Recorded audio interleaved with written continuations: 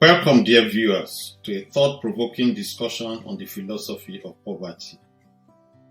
What do you understand by poverty? Have you experienced poverty, or do you know any person or persons that have passed through poverty? According to Wikipedia, poverty is a state or condition in which one lacks the financial resources and essentials for a certain standard of living. Poverty can have diverse social, economic, and political causes and effects. The World Bank Organization also describes poverty as follows, and I quote, "Poverty is hunger. Poverty is lack of shelter. Poverty is being sick and not being able to see a doctor. Poverty is not having access to school and not knowing how to read. Poverty is not having a job, is fear for the future, living one day at a time.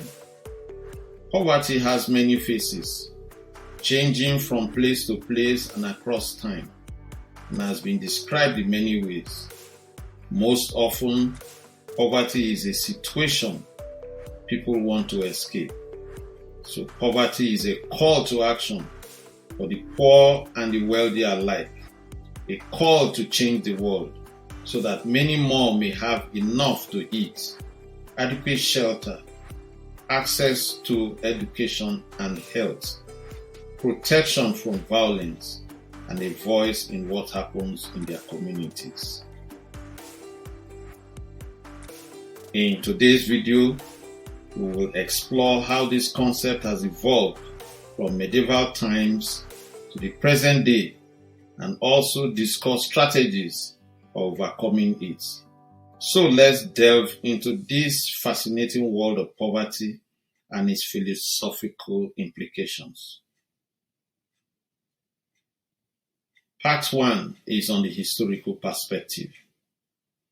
In medieval times, poverty was often viewed through a religious lens, with notions of divine providence and the acceptance of one's lot in life. Poverty was seen as a spiritual virtue, a means to achieve humility and detachment from material possessions. However, it also resulted in significant suffering and limited opportunities for individuals and communities. It was also in this period man was considered brutish and self-centered. Peasant families tilled the land while the nobles lived in castles. Poverty was very common, and most of the poor had no freedom or rights. The rise of Enlightenment and social reform. With the advent of the Enlightenment, thinkers began questioning the prevailing notions of poverty. Philosophers like James Jack Rousseau and Adam Smith explored the social and economic implications of poverty, advocating for social reforms and the importance of individual rights and opportunities. This marked a shift in the philosophical understanding of poverty, emphasizing the role of society in addressing its root cause. It was in this era that Adam Smith wrote The Wealth of Nations, and Rousseau wrote On Social Contract.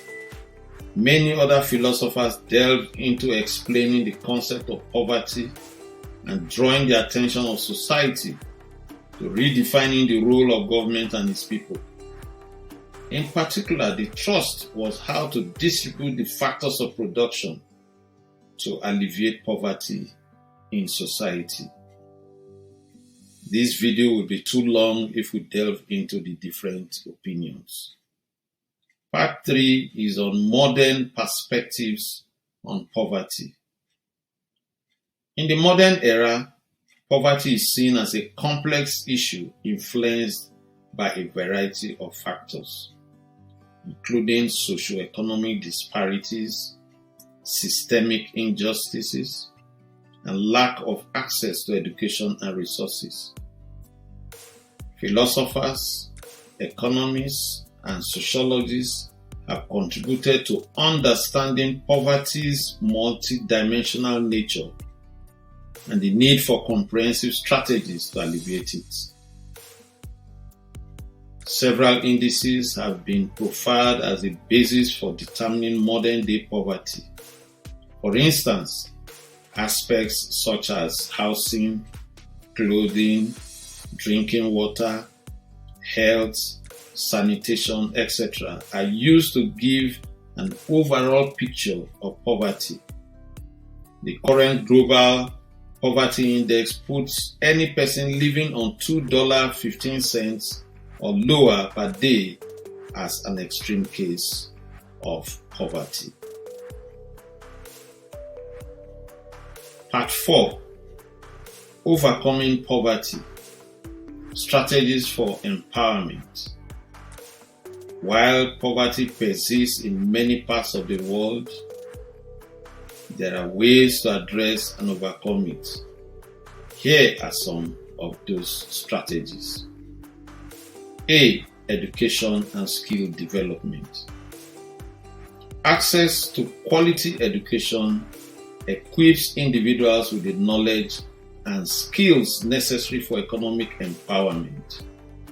Investing in education, vocational training, and skill development programs can open doors to better employment opportunities and thereby breaking the cycle of poverty. B. Economic empowerment and entrepreneurship. Encouraging entrepreneurship and providing support to small businesses can foster economic growth and create employment opportunities.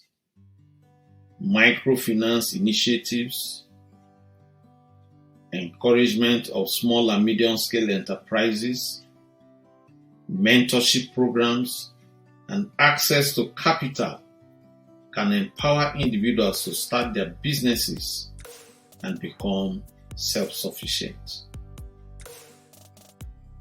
C. Social safety nets and welfare programs. Implementing social safety nets and welfare programs can provide a safety net for vulnerable individuals and families. This includes access to healthcare, food assistance, housing support, and financial aid, ensuring basic needs are met during times of hardship. D. Policy reforms and systemic change. Advocating for policy reforms that address systemic issues is crucial in combating poverty. This includes fair taxation policies, minimum wage laws, social justice initiatives, and equal access to opportunities for all members of society. E. Empowering communities and social movements. Engaging communities and supporting grassroots movements can bring about meaningful change. Encouraging community participation, empowering marginalized groups, and fostering social cohesion can create a supportive environment for individuals to lift themselves out of poverty.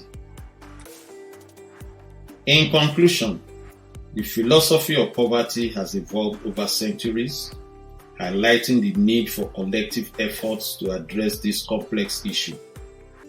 By combining historical insights with modern strategies, we can work towards a world where everyone has equal opportunities to thrive. If you found this video enlightening, don't forget to give it a thumbs up and subscribe to our channel for more thought-provoking discussions on society, philosophy, and personal growth. Thank you for joining us today, and remember, together we can overcome the challenges of poverty and build a more equitable and prosperous world.